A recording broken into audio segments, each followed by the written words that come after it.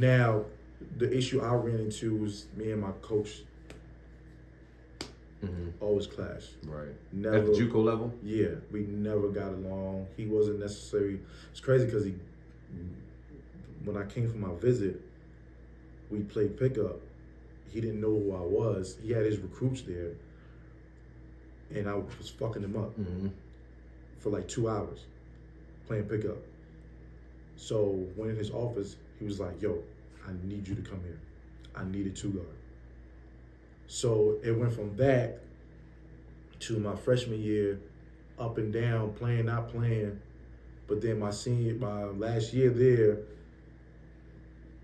like, I would play 20 minutes one game, then I would sit another game. But he had his favorites as well also too. And it was crazy because, like, one of the bigs that he got the transfer from another JUCO that came there, he ended up committing to Eastern Michigan. So again, he was Nigerian. He favored his players that he recruited, and he favored Nigerian and African players. For sure. The guy used to live with us because at that school we didn't have dorms. Yeah, most JUCOs, Yeah, we had apartments. So my first year we stayed in a house. It was an 8-bedroom house. Then that summer I stayed. We moved to another apartment. Then moved to another apartment for my second year. So that second apartment, me and the big that came from the other JUCO stayed in the apartment. So we had got real close. We were cool. So he came to me one day, was like, "Yo, Jamaal, I feel so bad for you." I was like, "What you mean?" He was like, "Yo, you know, I know Alex looks out for me, blah, blah, blah, blah, blah, but, you know, I be in the office with him, some schools will call for you, and he's just like, nah, he's not ready. But it's just like, they're calling for a reason. So, like, don't shit on me like that. Like look out for me. You know what I'm saying? Tell me, and I'm not saying, oh yeah, he can get 30 again. You don't gotta tell him that, because that ain't the case. I wasn't doing that there, so don't lie.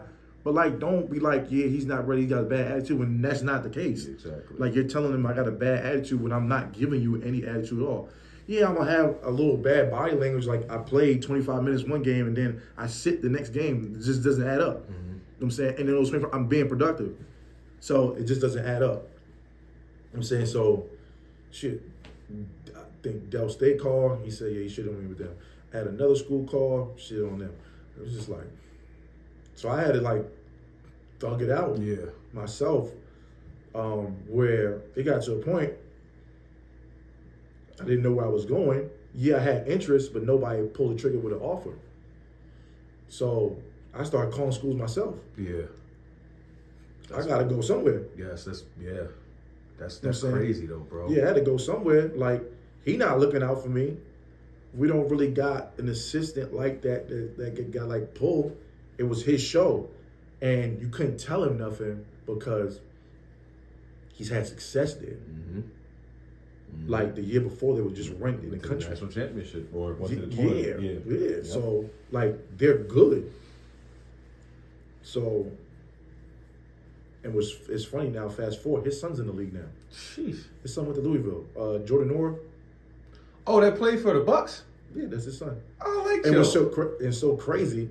He was at his house when the kid was a baby. It's crazy. That's cool. It's crazy. Life comes full circle. It's damn. Crazy. And he just popped on the scene like 2 He just years got traded. Yeah. He was on the Bucks and then he went Indiana. to Indiana. Yeah, he's on the Raptors now. That is crazy. His father was my coach. Damn. And then he's in Toronto. He was Does killing homie still live up there? Who? Does the coach, his dad? Yeah, so he pretty much went back home. He still coaches. So he just went back home, pretty much. Yeah. Damn, that's crazy. It's crazy, right? Full circle moment, huh? Full circle. It's crazy. Wow, man. And it's even crazier. The AD at Edmondson, because I use that gym a lot for training, he's from Buffalo. He knows the coach. Because he played at Canisius. Oh, okay. Canisius is a local school in Buffalo. I got you. Because my first house was down the street from Canisius. Buffalo's small, so one of the biggest streets on there is called Main Street. Canisius is on Main Street. There's like a few more colleges on Main Street. Plus, that's where the train runs on Main Street. It's underground train. But like our house was right there. There was a train station. I forgot what it was called. But Canisius was right outside the train station because it's a small campus. But yeah, small world. He knows exactly. I was like, yeah, I don't really talk to him like that. You know what I'm saying? Because of what happened in college. But obviously I wish him well. But yeah, his son's in the league now. Yeah. That's crazy. And his son was nice in college. Bro, he's nice. I remember. I think it might have been 2 years ago. He's All-American. Yo, I'm looking at the Bucks. I'm like, yo, they got a dude on their bench, yo, that's solid. Like, he comes off the bench, he be striking, he drops somebody in a game or something. Yeah. I'm like, this dude Jordan Warrior, he's all right, yo, for real. That's his son. That's funny, bro. Yeah, that's crazy. Funny stuff there. But yeah, so that happened. But found a school that I rock with. Came out here, my junior year. Started off slow because it was an adjustment because our head coach was the track coach as well also too, which is weird because he didn't look like he ran track ever in his life. So a lot of our conditioning, it was totally different than stuff that I did at Juco. Everything conditioning while I was on the court. Sprints, suicides, you know what I'm saying, or go on the track, run if you want to, blah, blah, blah, blah. But everything was basketball related. Yeah. When I got to school out here, 3 times a week, 6 in the morning, we had to go outside and run. Because the school was behind where Steve Francis grew up at. In Tacoma Park? Yes. Yeah. He grew up behind the hospital. There's a hospital there. He grew up behind the hospital. So we had to go run through Sligo Creek. Yeah. You know exactly. At 6:30 in the morning? 6 in the morning, 4.5 miles. Come on, yo. 3 times a week. Yeah, that's wild, yo. So, and it was timed. You had to do it in 30 minutes. Oh my God. So then, after that, we would hoop. I never did that before, where I did that amount of running and then go hoop after. So probably for like a month and a half, I looked like one of the sorriest players ever because my body could not adjust to that. Yeah. Like I was in the training room every day, like rubbing out knots in my legs, all types in my calves, all types of stuff because I wasn't used to that. Yeah. Like I was actually preparing for it the night before, drinking mad water so I won't cramp up. You know what I'm saying? That shit was crazy. Yeah, that's different. But I was in shape. Yeah. You know what I'm saying? When the season came around. So we had our big man was actually from the Baltimore area. And he was being looked at by some NBA scouts because he stayed that whole summer and was working out with Steve and some other people. Because my school was kind of like a hotbed for a pickup. Okay. In the summertime. So a lot of pros used to come up there and play pickup. So that's one reason why I picked that school because I'm like, damn, everybody be in this bitch playing. Like, so the first day my peoples dropped me off here, I went to go play pickup. Steve's best friend, Jason Muscari, he owns Society, he owns the Breakfast Club, owns all the restaurants in Montgomery County. He owns all of. He played at George Mason. I actually just seen him a couple weeks ago, and he was with Utah. Okay. So he used to come play pickup. A bunch of people used to come play pickup. It was low, like Jucos would come play pickup in there. Pros that played overseas come play pickup. It was loaded. Like you had to, if you lost, you waiting at least 3-4 games. Like Dorsey, pretty much like how Dorsey is out here. Yeah, you waiting for sure. So you had to win. That's a good bump. Great bump. So that first day, I made sure I was in the gym. Right. I got to be seen. Yeah. So that's why I picked it. But yeah, he had a good summer. So a couple NBA people were actually looking at him because he was 6'10" and a lefty. He got better. So had to take advantage of that. People come to see him. So it started off kind of slow, and then we had a guy from Atlanta that was a really good shooter, like can probably bang about 8 or 9 a day. Again, yeah, short, but he had a clip.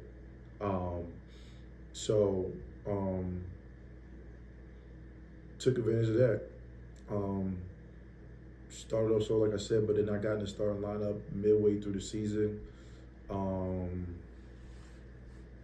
I think I started the rest of the year. I would say by January I started starting. I remember the game. I think I had a breakout game against Virginia State. I think I had 20. We played a school from Pittsburgh. It was like a knockoff school that was attached to the University of Pittsburgh, Pitt Johnstown, something like that. And then I had like 18. We played Indiana, PA, away. We played them. I think I had like 25. So I was just finding my groove. But then my senior year, I did well. I think I averaged like 13, which is solid. Probably could have did more, but we ain't had that much size, so I started playing out of position. But I guess the negative with me, not really a negative, I could rebound. Okay. But I picked it up from high school. Right. So being athletic and playing so interior. Like in high school, I averaged 10 rebounds. Okay. Oh shit, yeah. Yeah. College, I finished my college, I averaged 6 rebounds. That's pretty decent for a guard. Exactly. So it wasn't an issue to put me against bigger players sometimes. Yeah. Especially if they wasn't like really skilled. Really skilled in Utah, there's nothing I can do with you. Right. I have to keep it above. Most people. Yeah, there's nothing I can do with right. you. You know what I'm saying? So yeah. Man, that's that 2-3 year gap, I mean, between JUCO and getting to your next school. Being a fellow JUCO player myself, man, I know that you go through a whirlwind of things. Bro, JUCO. First of all, for people that don't know, and you explained a minute ago, if you're at a really, really good JUCO, they have housing. Yeah. Some of the best ones, they have housing. Yeah. But outside of that, you have to provide your own housing, electricity, water bills, and you run into certain situations like having 7 teammates in one house or having 4 other teammates in one house. So one guy not paying a bill, one guy not wanting to put his name on this. You have to deal with those things. So the crazy thing about our situation was probably the sweetest. I was actually mad when I came out here and I started looking into apartments, I think after my first year of getting off, trying to get off campus, and the pricing. I was like, damn, why the fuck is this shit expensive? Yeah. But it wasn't really expensive. Yeah. But it was just like an apartment. They want, like, if you go in there with like 2 other roommates, you gotta spend like $400 or $500 a piece. And to me, that was expensive. This is me talking as a 21. Yep. So I ain't got a ton of money anyway, and I'm still in college. But I was saying that because I was coming from Buffalo. Buffalo was a really low-end city. Cost of living is not high. I can run it down right now. First apartment, because we got scholarships. The only thing we was responsible was paying the rent. Yep. We didn't have to pay electricity, none of that. None of that. Cable bill, none of that. First apartment. First house, it was a house. 8 bedroom. A house. Like a big ass house. Yeah. $200 a piece. Yo. Right. What? Exactly. Yeah. So then I told you I stayed that summer. He moved us into a 3-bedroom. It was kind of janky, but it was cool. Yeah. $175. Hey, man. Swear. Can't beat that. The highest I had to pay was my last year. He moved us into an apartment complex. Me and my 2 other roommates stayed in the basement. $220 a piece. That's love. And Buffalo's so small, so it's like walking distance. Yeah. The first house we had a washer and dryer. Second, didn't have nothing, so you had to go to laundromat. Third one, laundromat. But you come out, the third one, you come out the apartment, Wendy's down the street, supermarket across the street, Chinese store across the street, pizza place across the street, laundromat. Yeah. It's all walking distance. Yep. So like you're saying the cost of living isn't that crazy, especially for a college person. So I can literally walk across the street, go buy groceries, take the shopping cart to the street, carry my shit right across the street, go in the crib. Yep. So when I came out here, I'm like, damn, I missed that part. Yeah, absolutely. Yep. I missed that part. Yep. You know what I'm saying? But yeah. The 220. I was allowed to go back to that. What? I remember we was roommates down St. Mary's, me and Devin and them, bro. I think we was all paying like 3 or 4 or something, might have been. We was in the house too, garage and yard, and it was crazy. Thinking back on that. But the reason why I asked that is because I'm pretty sure you might have went through it. Talk about one of your more discouraging times when you were in JUCO or in your first year at Justin when you came down here to go to school? Because first of all, you're not from Maryland. And at the time when you're going to your JUCO, you're dealing with things, like I say, you're not being policed by an on-campus presence. This the police. You're with roommates that you've met from across the country or whatever, and you're necessarily on your own. And I always tell my homeboy, I don't have a clue as to how we were eating, doing anything, because I didn't have no money. So was there ever a time, and I always have this I have this section of my interviews each time, it's called the fog. So I call it the fog. For me, I went through several fog points in my life. High school, my brother went to jail. JUCO, I was by myself in Jersey. The second year, my homeboy had left, so I was up there by myself. Mm-hmm. And, you're dealing with just trying to get recruited, and you're not really getting too much. So you kind of like, I'm in this little fog, like not necessarily a funk or a depression, but it's kind of like trying to figure out what you're going to do.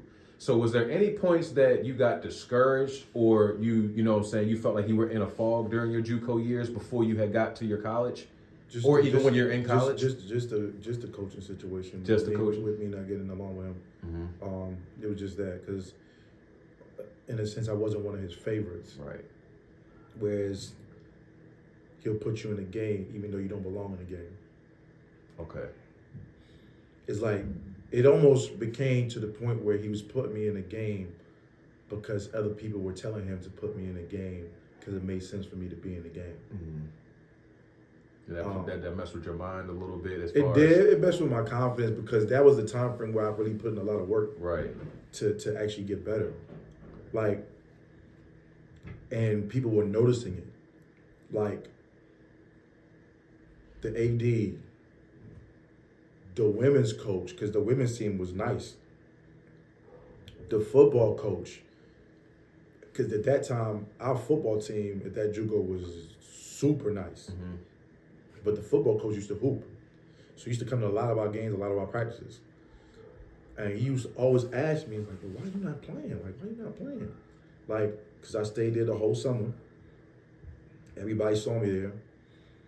Everybody saw me putting in work. Everybody saw me working out, weight room, playing, doing drills, doing this, doing that.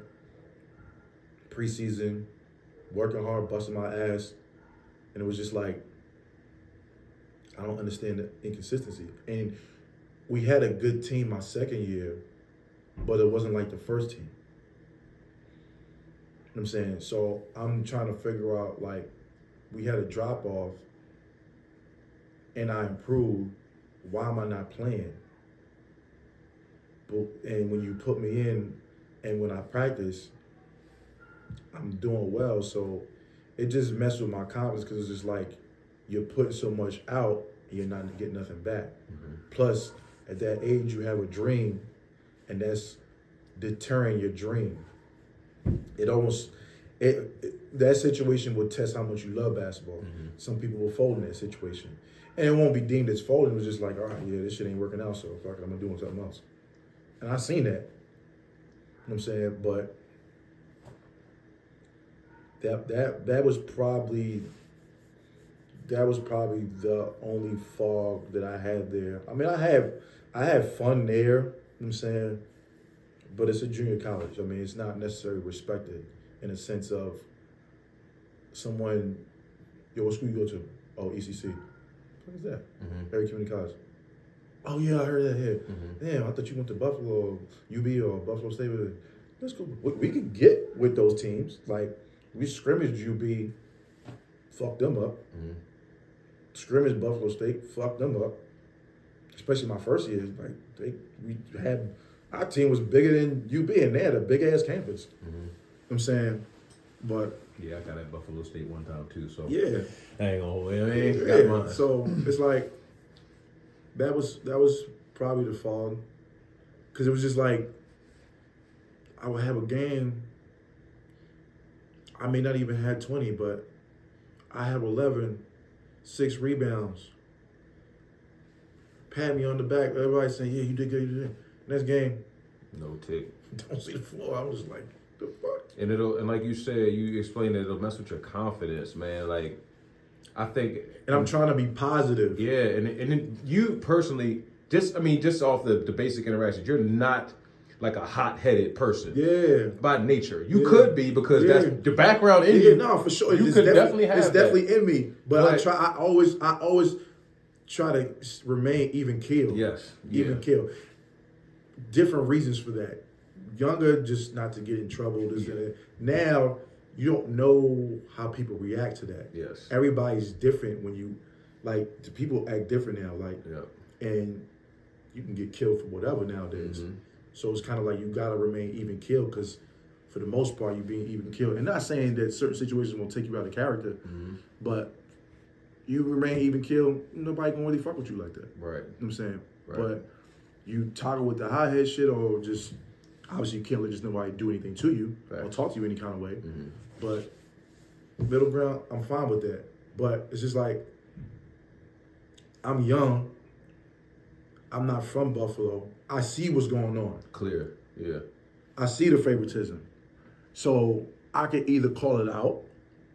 That's not going to do no good for me. Mm-hmm.